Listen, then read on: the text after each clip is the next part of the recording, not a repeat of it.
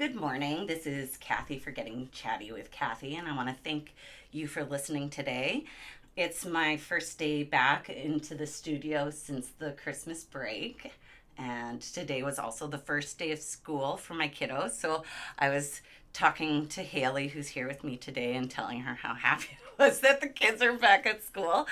You know, I love my kids, but like when we talk about less stress, the minute they're at school, my stress level goes down. My Apple Watch, it was so funny, like 3 weeks into the school year, like something's changed in your life. Your stress, like your heart rate is like lower. I was like, oh gosh, that's what my kids do. Anyways, I just wanted to welcome you. We have Hayley Millar in today. I am really excited for this conversation. She has done some work around women, perimenopause, menopause, gut health, that sort of thing. So we're going to kind of talk about some of those topics today. Jess Dunn, who has been on our show before, recommended you to come. So I think that we're all like a little tribe of women, all growing up here in the city together. And the more we can take care of each other and like kind of talk about stuff that we don't easily talk about with our women, because maybe we don't know these things, I think it welcomes, a new conversation. So thank you so much for coming on today and talking about these things, because, women like myself are very interested in it selfishly because we're at that age. So did you want to kind of like tell us why you're kind of health conscious and go from there? Absolutely. Okay. So I grew up playing sports and being very active. My whole entire family was very active. So from a very young age, I was really interested in getting into not only sports but fitness and learning and being curious about the human body. So when I finished high school, I decided to take my kinesiology degree here at the university. Makes sense. And finished that in 4 years. And kind of took a little turn with my career and ended up working at a land acquisition company and then an engineering company. I thought I wanted to do project management. Okay, perfect place to do that. But as I stumbled through my fitness journey, I started to learn that destroying your body with fitness is not going to work as we get older. So you can't just try to do a full-on boot camp or lift super heavy weights. Oh, that sounds terrible. Without understanding what your body does, how it moves, and what you specifically need in terms of building balance. So I learned that the wrong way. I ended up starting to get injured and hurt, and I have very, very imbalanced. That's how I met my business partner. I started working with him as my coach. Okay. He did individualized fitness. And from there, I learned about OPEX, which is our business. We are a licensed part of OPEX as a group, and decided that I wanted to become a health and fitness coach. So my journey as a coach started from my confidence level, what I needed personally, and I found that the personalized fitness method is the most direct and beneficial way to build a good base in strength, but also understand and learn about your body. So how can you personalize it? We assess all of our clients. So we always say we assess, we don't guess. Good. So you have to understand how a person moves. Yes. What their mobility looks like. Cool. What kind of muscular imbalances they have and things that they need before you can build them a program. And then the program is always progressive, so that they can move forward and build a really good base. Awesome. And then we also work through nutrition and lifestyle coaching alongside of that, because you do have to pair all three together to get optimal results forever. Yeah. Because if you're chugging in a bunch of sugar, and you then go and do all this strength training, you're not going to build the muscles and do the results that you want. Yes. So you need both. You can't outwork a bad diet. Yes. Well, so in my fitness journey, I was a dancer for like years and years. I loved ballet. It was like my jam. And then when I stopped, I was so skinny. I like could eat anything, and I was just blessed with some skinny jeans. So it wasn't until I hit like 30 that I actually had to start working out. There was like this 10-year gap where I was it wasn't fair, but I was like, it was fine. I probably burned a lot of calories dancing. Absolutely. You know what I mean? And my Yes. body just had that higher metabolism rate. But then when I got older, all of a sudden, poof. So I worked out for a long time, but in the last few years, I stopped because of all these things that were going on in the world. And I bet you a lot of us are like that. So actually this Yes. year, my husband and I, we've rebought our gym passes because we feel like couch potatoes Okay. and tired and sluggish. So I understand the value of doing it, but man, it's hard. It is hard. And as we age as women, Oh, I'm tired. our hormones change, and it can actually be the reason why you feel extremely exhausted or tired all the time and have what we think is a lack of motivation, but is actually mental fog and hormone changes. Okay, so we're talking about perimenopause here, Yes. I'm assuming. So why don't you tell us more, how did this come to be a topic for you as well? That is a very good question. I've been a health and fitness coach for over a decade, and I have started to learn that I am already in perimenopause. Perimenopause can start at the age of 35. For some women, I could say unfortunately could start sooner than that. Oh, wow. I haven't had children, so I've never gone through the hormone fluctuation of being pregnant and then postpartum, being pregnant postpartum. And a lot of the time when women don't go through that, they go through perimenopause sooner. Interesting. So I've noticed a massive change in my body composition, Oh, yeah. my mental acuity, my motivation. My hunger is different. The way that I exercise had to change. I couldn't do the long distance running that I used to do. I couldn't recover from things like that. Also got into lifting pretty heavy weights, and I also couldn't recover from that anymore. So learning how to support my body through hormone fluctuations. And the way that I discovered that wasn't just by researching online and thinking that's what I have. I actually did what's called a Dutch test. Interesting. It's a hormone test that both men and women can take. Okay. And you do have to take urine samples at various times of the day, which is submitted to a lab. And then they test your urine to look for different markers in your, Your panel or whatever. Yes. Yeah. Well, it would be all of your hormones in terms of how your cycle runs for you. Oh, Yeah, your estrogen, your progesterone, your androgens. Right. Would be your stress hormones as well, and how your body metabolizes those things. Right. Yes.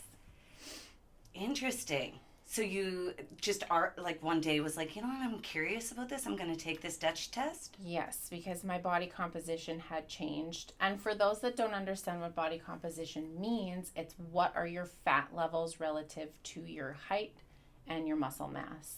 So I used to be very low body fat, just like you, through most of my 20s and most of my 30s. I did not have any trouble with dropping body fat. Right. I rarely gained body fat.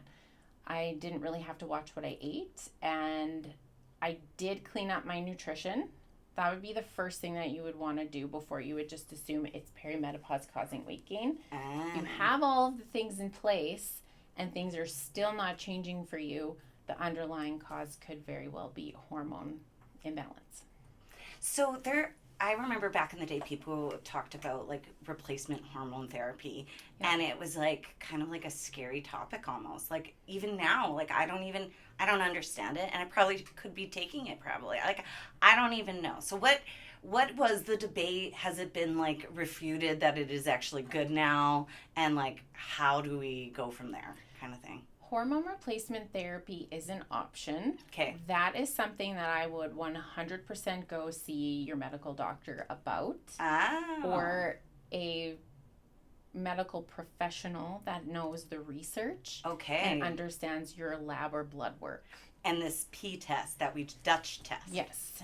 A lot of medical doctors, MDs, etc., don't love the Dutch test because your hormones can fluctuate week to week, day to day, month to month. So a lot of Western medicine doctors don't like it. They prefer a blood panel or blood work. I see. A lot of naturopaths love the Dutch test because it is a good method of tracking and taking a look at various other signs that you may have an imbalance. Right. Iron so I have had clients do both, work with a naturopath and a doctor, and the doctor doesn't agree with the naturopath. So it just depends on how open-minded your doctor is about these different kinds of tests. Right. I believe there's value in everything. The more data you have and the more you know about your body specifically, the more empowered you can be and the more you're going to understand what you need to do to make change. An interesting one that I took a test because I was trying to figure out anxiety medication, actually. And there's certain types of medication that my body metabolizes way faster, so it's not as effective. So it was interesting to think of it in that way, whereas like everybody actually can't just take that same pill and have the same effect. I never thought of that. Yeah. So when it comes to stuff like this, it's the same thing. And for a lot of women, and there are a lot of people out there, mental health is a big part of our coaching. We believe mental health is not separate from health. It's all part of health. And something that all coaches need to remember is those kinds of medications for anxiety, depression, etc. can have an effect on your metabolism, your body composition, your hunger cues. There are medications that will change your cravings. So having a full understanding of the medications your clients are taking and how that can affect what they do day to day, and then helping them work through that is really important. That's so funny because before we started recording, I was telling her how I have never had my sugar cravings are not just normal anymore. It's like I binge sugar, like it's crazy. And talking about stuff like this makes me think, oh, maybe I should check that out. Absolutely. And then women that live with PCOS. Oh, yes. And endometriosis. And all those. Women in perimenopause and menopause as well. It's important to remember that nutrition plays a major part in controlling your body composition or your body fat levels. And those of us that are aging and are in perimenopause, focusing on protein intake to control your blood sugar and insulin levels is going to have a massive impact on how hungry you are throughout the day, how much body fat you actually add. And as we get older, our body isn't as good at processing or utilizing protein, so we actually need to eat more than we did when we were younger. Oh my goodness. Yes. See, this is the conversations I feel like should be at a doctor's office almost. And I've never had that. So another thing I had mentioned is I had gone to my doctor because quite frankly, I was starting to get acne. And I'm 42, guys. I haven't had acne since I was a teenager. And the advice I got from my doctor was, well, just go on birth control again. And this was after going through polycystic ovary stuff and having to get off of it. So it just felt so counterintuitive. So I've just been kind of okay, well, I'll figure this out on my own. Yes. Most doctors don't have the time to sit down with each patient to have a conversation about nutrition and lifestyle that will factor into how your body changes as we get older. The system doesn't allow for that, which is why I really wanted to become a resource for women and an advocate for women. A lot of the women that I work with have had to really push on the medical side of things to find a MD that they can work with, find an OBGYN or gynecologist that will listen, find a naturopath that will work with those other health professionals so they can work collaboratively to help them either get pregnant. Everything. Yep. Look at perimenopause and menopause, change the way that they feel. It's counterintuitive, our system almost. It's we have an illness and we are fine to treat it, but we don't want to think about it before it's there, the precursors. And I feel what you're trying to do is tell women, you know what, before we get to there, let's take care of all this business. And I know some ways to do it, and you're using markers and tests and stuff like that to do that.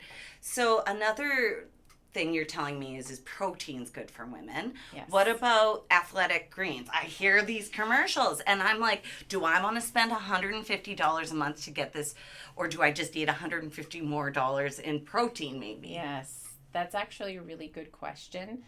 The way that we like to work with our clients is we look at nutrition as a hierarchy or a pyramid.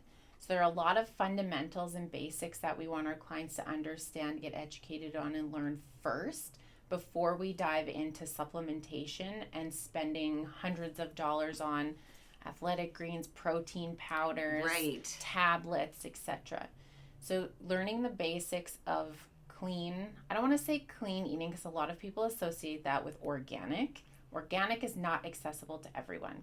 So understanding everybody's budget Totally. is extremely important before we even start to talk about nutrition, because not everybody's going to be able to access the same things. Right. We have clients that basically scrounge to pay for memberships because they know that it's what they need. And then we have members who have a lot of excess income and the membership is nothing to them.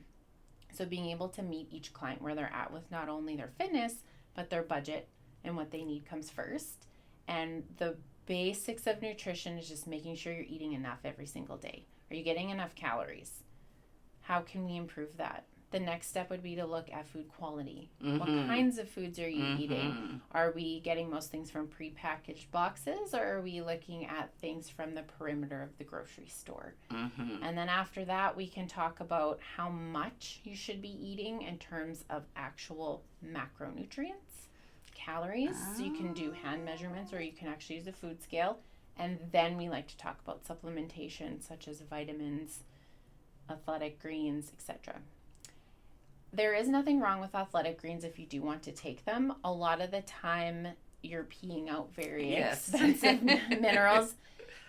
It's a little bit overkill, so if you can learn how to eat a balanced diet without spending hundreds of dollars on that, that's great. Especially with the cost of groceries right now. Like, I much rather enjoy my meal spending that extra money in it than having athletic greens. Yes, and healthy food and a balanced diet doesn't mean boring. It's not chicken, rice, and broccoli. Right. You can still make sauces, use spices, barbecue, and get kind of fancy. But you also don't have to be fancy. As long as you have all the components that you need in your meal, it can be very mismatchy. Yeah. And what you enjoy to get you to where you need to be. So I'm just trying to think for like somebody that's like going through this, like what would you tell them to do first? Like what are the first steps? Okay, so I think I'm like, wanting to reach out to talk to you about like how to get healthier. It's 2024. It's a new, year. Where do we find you? How can we have these conversations more? And do you do it just individually? I know you're saying it's like specialized to one person, but maybe you do seminars. I don't know. How can we get in touch with you? We do have seminars every once in a while. My plan in 2024 is to do a women's health night or seminar. Wonderful. To have a group of women come in so we can do overall education on nutrition and lifestyle. To reach out to me individually, actually book a consultation. I do all the gym consultations, so you do meet with me no matter who you work with. And this is OPEX on Hill Ave?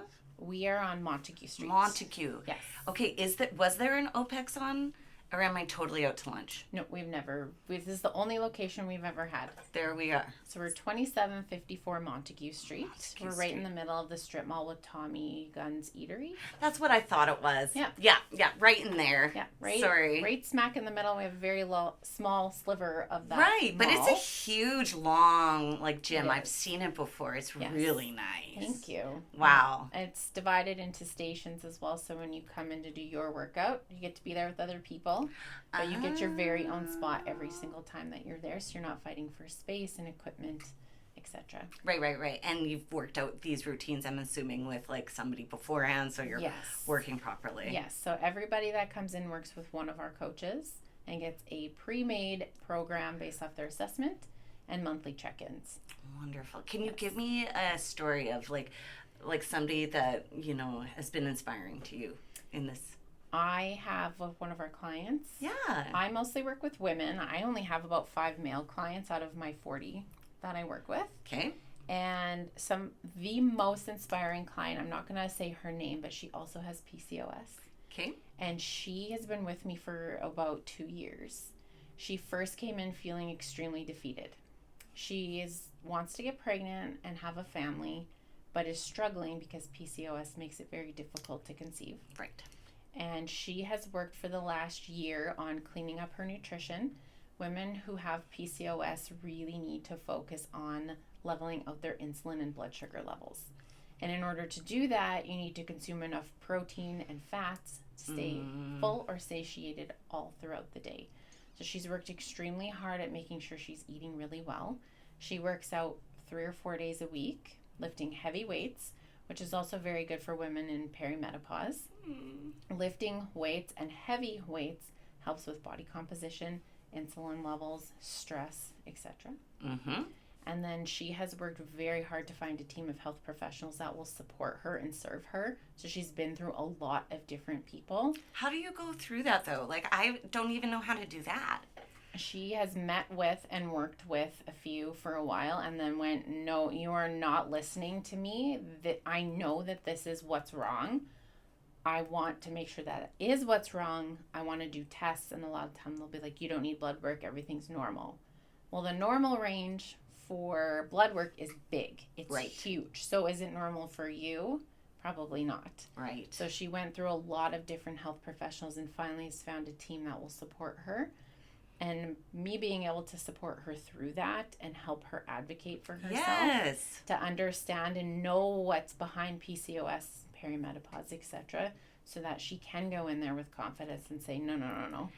And like, that's probably more than anything what somebody needs right now in the system, because I don't think we have the confidence to understand what's actually going on with ourselves. Yeah. And then to like we were taught that like a doctor's word is like gold, right? Yes. So it's really hard to sit there and have a moment where you're like, what? Like, is that right for me though? Yeah. It's not always the standard. They're basing everything on a standard, and understanding how your body works individually is how you can really advocate for yourself. But that takes time, and that's a lot of the work that most people don't want to go through, because it'll take a year or so to understand how your body functions, what your cycle is like regularly, what kind of nutrition support you need, what kind of sleep habits you should develop. Yeah. And by supporting yourself with those things and then going to see a health professional, you can actually tick off like, nope, that's not it. I've tried that. Right. So you're really taking your health into your own hands at that point. Yeah. And the more data you have, the better. So understanding your sleep habits. Most women don't go to bed before 10 o'clock. And the more hours before midnight you can get, the better off you're going to be. It helps with brain regeneration. It helps with hormone health.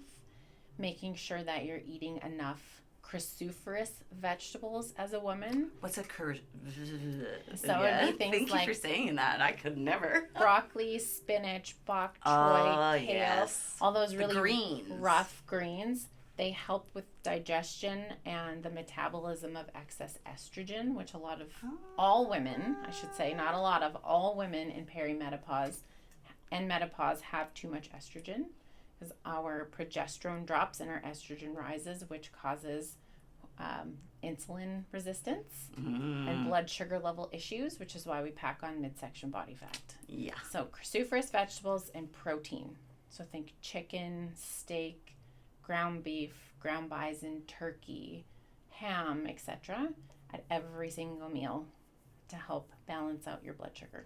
Wow, interesting. Yeah. What about cheeses and dairy and that sort of stuff? Dairy is fine if you don't have any issues. Based on a lot of the research and education that I have, 1 in 3 women do have a dairy intolerance. Yeah. So if you do have bloating, phlegm after you eat it, or experience diarrhea, you probably have a dairy intolerance. So avoiding a lot of the soft cheeses, cream cheese, sour cream, things that bother you. Yes. Keeping those out of your diet will help with bloating. It'll also help with your absorption of minerals in your gut, because your guts are going to become inflamed and irritated if you continually eat it. Yeah. So keeping those things out of your diet, and I'm dairy free. It's actually easier than you would think.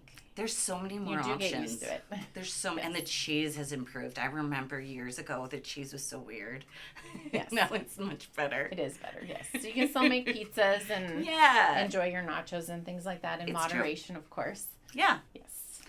Interesting. I love that there's people in the city that can offer these services. We just need to let women know about this. I'm going to get you to come to Regina Women's Network meeting. There's like 200 women you can talk to about that sort of stuff, who are all different shapes and ages. And I feel like we're at a spot in Regina where we need to start advocating for the things that we need. Because if we don't, we're not going to get it. Because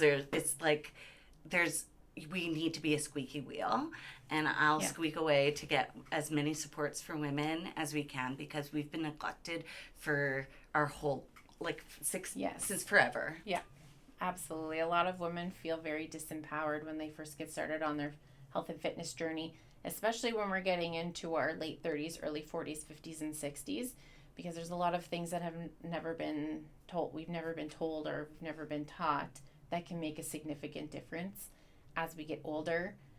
I highly recommend to most women 35 and over to pack on as much muscle mass as you possibly can as you age, because it will help ward off osteoarthritis, osteoporosis, a lot of age-related diseases, stroke.